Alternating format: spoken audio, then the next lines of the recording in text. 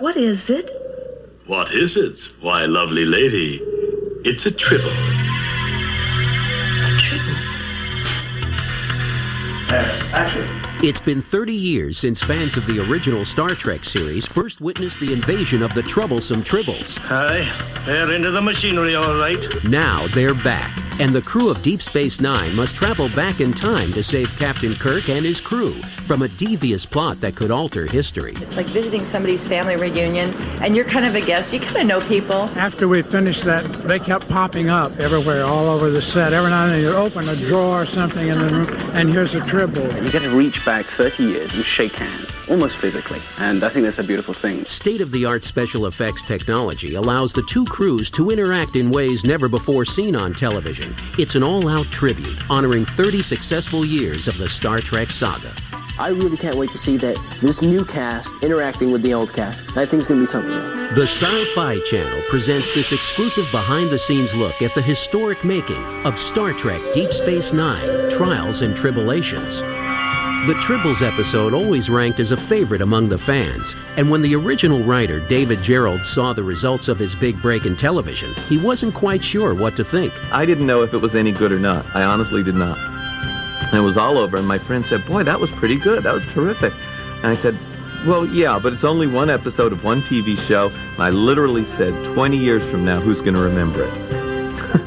The process of bringing this high-tech episode from concept to script to screen proved to be one of the Deep Space Nine team's biggest challenges. I had the notion of doing this Forrest Gump thing. I mean, I thought, what bigger treat would it be than to go back into the past and board the original Enterprise and have a mission there. And Ron immediately said, it's got to be The Trouble with Tribbles. It has to be The Trouble with Tribbles. It's the most popular show. It's got to be a comedy. It's got to be a rom. We were in a pizza joint in Beverly Hills. We were talking about Tribbles, and I said, well, you know, the only guy from the Tribbles episode who we could probably get would be Charlie Brill. I think, you know, he's still around, still acting. I think I'm the only person that they brought back from the original episode because I think I'm the only one alive. And as I said that, I looked over to my left, and there at the counter was Charlie Brill and his wife, Mitzi Green. To be asked back to a show that has this kind of stature, it's being asked to make history again. And it was like, you know, music, lights, you know, da-da-da-dum, you know, Close Encounters. It was like, this is it. The production team had a clear vision of what they sought to accomplish, but there was still a question of whether it could be done. Juxtaposing the two series, we had to give it a lot of thought. We were aware that the eyes of the fans were on us, and that this one, you know, we couldn't mess this up. We didn't want to do something unless it was going to be really special. They did a brilliant job writing us into this whole thing. We made a decision early on that as we do this, we're not going to sort of change their story. We're not going to change the story of The Trouble with Tribbles. It goes in line in time because the whole idea of us being there is to stop somebody from changing time. This is definitely going to be a classic episode because we're piggybacking ourselves onto a classic episode. It is an incredibly clever concept. Action. Odo brought out a Tribble, and I go, oh, Tribbles. You know, here we go again. I'm sorry about that, little fella. Who left you out here all alone? We have magically put characters who they have gotten to know in the last few years and intertwined them. There's something charming about that. It's a little like those science fiction stories where someone finds himself in a historic sort of situation back in time. We can never really step in and meet Kirk. We could meet Shatner, but we can't meet Kirk.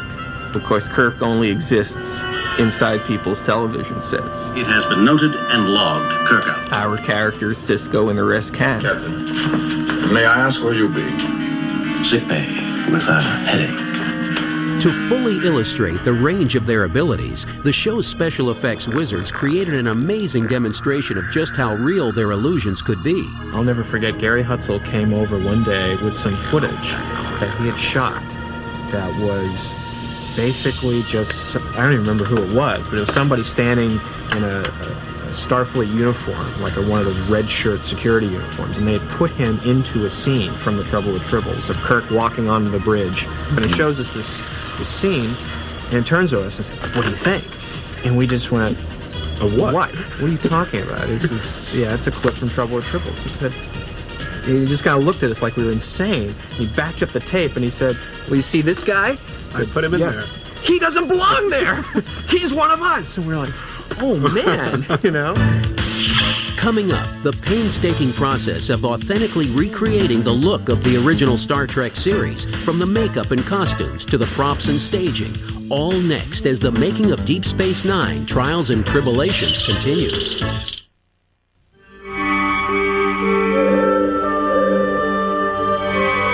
For the crew of Deep Space Nine to travel back in time and save Captain Kirk and the Enterprise, the original starship had to be recreated inside and out. The Enterprise is absolutely authentic to the original, which is in the Smithsonian, which is 11 feet long. The one that we use for this show is 5.5 feet, exactly 1/2 scale.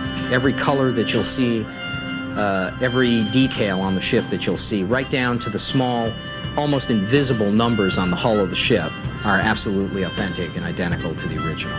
We want the audience to believe not just that we found a clever way to cut back and forth between two pieces of film, between our guys saying one thing and then them saying something else. We wanted you to believe that we'd actually gone back to the Enterprise. Dive! This is from a different episode. This is great, just seeing the original series Enterprise. I have a model of that ship in my office I built when I was 13, and so I'm wandering around the stage looking at this and comparing. I did get the gray right, and I didn't quite get that detail right back then. Recreating the interior of the Enterprise was no easy task either. It had to be perfect. What was great was we were supposed to react to it like, wow, we're on the Enterprise. And it was easy because it felt like, wow, we're on the Enterprise. It looks so real. What should we do? Get to battle stations.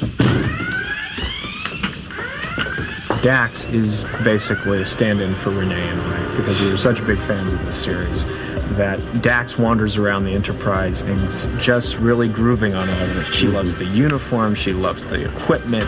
Our biggest problem was just matching things, but it was just a hoot. If you revisit the original Enterprise, people know that. They know it intimately. Even if they can't describe to you the details, they've seen it for 30 years, and they'll know instantly if that shade of yellow was wrong or that pipe is a little too big. We did find some original floor plans, but everything else we did by scanning blown-up photographs from stock footage. Lieutenant Uhura, how did all these tribbles get on the bridge? We're going backwards in a way because we don't do things quite as simply as they did them in those days. We've come a long way since 1960s, since the 60s, as far as all the technology on the spaceship. And as you can see around here, these are very elaborate sets. And the old Star Trek, they just threw a rug and they put a little TV screen there and said it was a computer. Like a plastic chair with some aluminum legs, and that's like the future. The show didn't have enough money at the time. The chairs don't even swivel. And they don't swivel on this set. Ironically, some of the props in the original series were so simple, they were hard to duplicate. They made us tricorders and they added lights to them, but we can't turn the lights on because the original series never had lights on theirs. What's the difference in the tricorders? So they almost went, in a couple instances, a little too far to make it too advanced. They weren't there yet. This is the old tricorder. You want to look inside? You can probably see yourself in there. We can pick up anything but cable. That's the old style phaser from Captain Kirk. They had the other phaser on top, the small one. When we started our show, we came out with these, the new version. This one was just Velcroed on the hip. And now these are right to the side of the belly. It fits much more comfortable. The Colomini, for example, was working with one of the original communicators. They were the flip beam me up Scotty communicators, which we all did as kids. And he was trying to make it work, and he couldn't make it work yesterday. And suddenly a hand came from off camera, picked it up, and said, "This is how you do it." We looked around; it was Walter Koenig. He won't buy it, will he? The other thing that everyone really got into a lot, and it's even in the episode, as you can see, is the idea of putting our people in those old costumes. It's really fun. I mean, from having false eyelashes and I have a beehive hairdo, down to having go-go boots and a mini skirt, which, let me tell you, it's pretty mini. The women had the black eyeliner that is the whole extension of the lid and drawn out in the long Egyptian type of a look. I like to go into bars with this hairdo now. It makes me look more mature. The sideburns are broader and they're heavier. their makeup was heavier on their faces.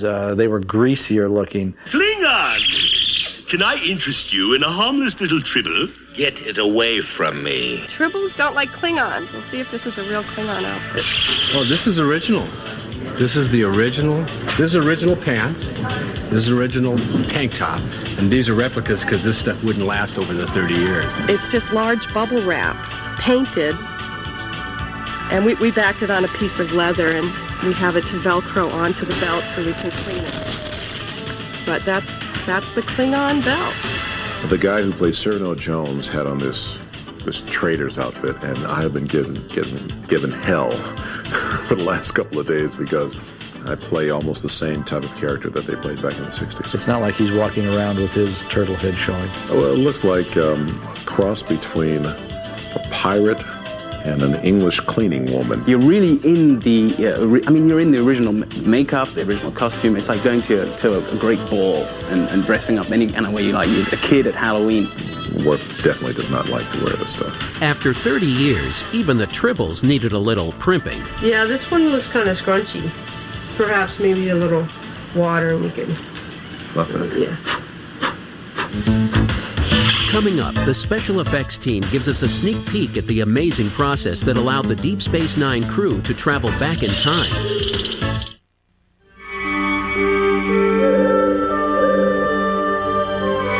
Deep Space Nine's award-winning special effects team faced their biggest challenge, bringing the two Star Trek eras together digitally. A key element of the show, of course, were the visual effects, and whether we would successfully be able to marry our characters with the original characters with film footage that was shot 30 years ago.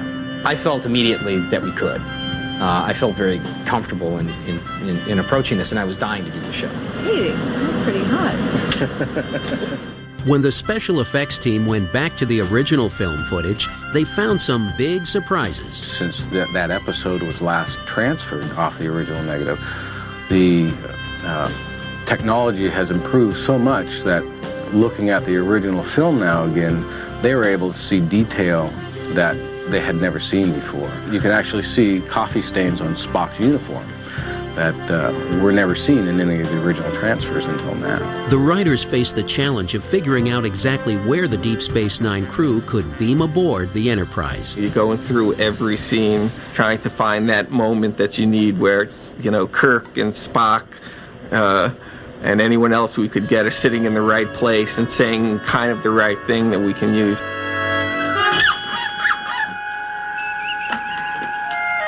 We just kept looking over the Tribbles show and saying we can use that scene, how about, taking that character out and putting O'Brien in his place. We actually did it all blue screen, so it was extraordinary. We were kind of imagining what it would be like playing to them. The extraordinary part about that show was the sets were exact replicas of the sets. The lighting was exactly the same, and obviously the wardrobe and all that. Our spacesuits were exactly the same. So it was kind of, when you got on the set, it was kind of like time traveling. You were kind of like caught in a time warp. This is like we were back in the 60s. This sequence is after the barroom fight, and Kirk has the whole lineup of the people who were involved in the fight. I want to know who started it. I'm waiting. My goal is to take O'Brien and replace this character here with O'Brien. O'Brien was shot on green screen. A black and white matte was generated from that green screen, allowing me to then place O'Brien on top of the old character. The next stage will be a rotomatte, a black and white matte similar to O'Brien, to follow Captain Kirk's outline, so that way Captain Kirk will be placed then on top of O'Brien. Who started the fight? I don't know, sir. All right. Chekhov. I know you. You started it, didn't you? No, sir, I didn't. Well, who did? I don't know, sir. I don't know, sir. I want to know who threw the first punch. Every move had to be perfectly choreographed, or the scene wouldn't work. Dismissed. Poor Terry is standing on a green screen platform. against a green screen with no way of seeing where she is in the scene or what's going on, with a C-stand with a card on it saying, okay, here's Kirk at number 1, and then after you turn around, he'll be over here because the plate is moving. So Kirk's position moves. Getting the timing to work on that was very demanding. The cast of Deep Space Nine was excited to be aboard the Starship Enterprise, working alongside the original crew. When we were shooting it, I had to do it in a blue screen, and I saw them, the old video of them moving by, and then I saw myself sitting there on the monitor in blue screen, and I just couldn't resist it when they rolled the camera. I went, hey, Chekhov! Hey, it's me! I'm over here, it's Odo! They wrote it so Dax is having a lot of fun being there. She's loving it. She wants to go say hi to people, and isn't this great? And she's losing track of the mission more than anybody else. So I think my character is really more the audience's point of view. My character's like, come on, let's go see what else is around here. Let's go say hi to Kirk. And Cisco's like, no, that's not why we're here. I'm like, come on, are you out of your mind? It's Kirk. This is my chicken sandwich and coffee. Fascinating. When Scotty starts this barroom brawl, the Deep Space Nine crew jumps in. But first they had to learn how to throw the cowboy-style punches of the 60s television era. The one thing we noticed that in the old footage, if you would put cowboy hats on the actors and guns and cowboy boots, that's what their punches look like. They're just big Western punches, and they're wailing away. And there's even a few misses in there that they let slip in. So what we have to do is try to mimic that style. I think the fighting scenes are going to be better because I saw the clip of the old fighting scene, and you can totally see the misses. I can guarantee you with Worf and O'Brien and Bashir and Odo, there won't be any misses happening. If we were doing the nowadays fights, we would have Chris would throw a punch and I would block it, and I would use modern hits like a strike to the face, or backhand, or headbutt, or a strike through here, elbows, and a palm shot to the face. What we have to do now, it's all big Western punches, which is through here, and for that camera, it would be just a big roundhouse, and it'd be these kind of punches.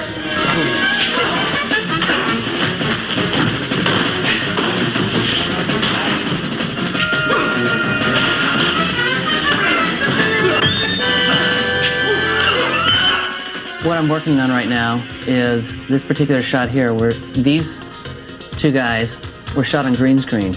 And this is a previous episode shot, I think, in '67.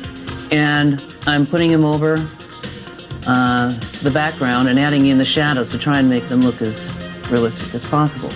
So what I've done is I've thrown shadows, look and see where the shadows are on, say, the legs of the chairs, see what directions they go, and put them on these guys. So that's what I've come up with. I slowly added the shadow here to the left, as you can see. And it's a really slow process. And this scene is only 88 frames long, which might last like 3 seconds. There are hundreds of details had to be dealt with by all departments simultaneously, so it would all come together in post.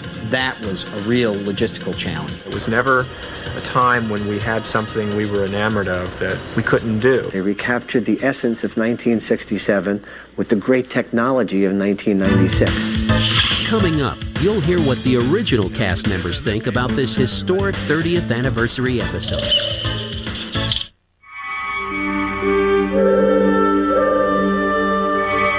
The making of Trials and Tribble-ations was a long and complicated process, but the way the furry creatures make people feel is simple. I hope they come back. The end of the century is going to kind of be the year of the Tribble. Not only are they multifunctional and make great actors, but they also make great puffs to take off excess powder off the face. And they're soothing. I want these things off the ship. I don't care if it takes every man we've got. I want them off the ship. You got to be careful with these Tribbles. They're pretty terrible rascals if you let them get ahead of you, That's why I send them to the Klingons. I'd love to do a story sometime where we find out just what kind of a planet Tribbles came from. Well, don't look at me. It's the Tribbles who are breeding. And if we don't get them off the ship, we're going to be hip deep in them. At the time I did the script, I wrote in that they were born pregnant. Well, the nearest thing I can figure out is that they're born pregnant, which seems to be quite a time saver. I sort of made that up. I get the feeling that there's a big cat somewhere around coughing these things up, because I have no idea where their eyes and nose and mouth is. The way Star Trek fans keep proliferating like Tribbles, I know that we're going to be around for the golden anniversary of Star Trek. The casts and crews of all of the space series are honored to be a part of making television history. I think the original Star Trek series is truly a bit of Americana. Whether you know that show or not, you know what that show is about. We all grew up watching the show, and we were all big fans. So to be able to do this is just an enormous treat and privilege, really. Every department knew this is special, and I think you see that in what everyone has done. It's just great television. You know, it's one of those things where, just like with any show that's popular on television, you can't wait to get home, turn it on, watch it, and skate for a while. And they're quick to pay homage to the man who created what's become a universal phenomenon, Gene Roddenberry. So he would love the Tribble show. I think with the new technology, he was so creative in the time period he was in. He had such a good idea to begin with, and he was quite aware that he had created something that now has a life of its own. When he sees it, he's going to love it. The Star Trek saga continues to make television and movie history by conjuring up extraordinary images of the future as we'd like it to be. The Good Trouble with Tribbles is a very good story. You know, it's fun, it's exciting, it makes you smile, it has a heart. It was nice to be able to marry the two and find how easily they did kind of go together, that it really was, this is our ancestor, and it was a comfortable mix to match the two creations of Trek together. Star Trek deals with the potential of man's spirit. It deals with a very uplifting message that the future is a better place to be, that people in future centuries will be better off than we are. And I think when you live in times where there's a lot of hopelessness and there's a certain degree of despair in the world, that being able to see something that shows a brighter future is attractive to people. I think I've got it. All we have to do is quit feeding them. We quit feeding them, they stop breeding.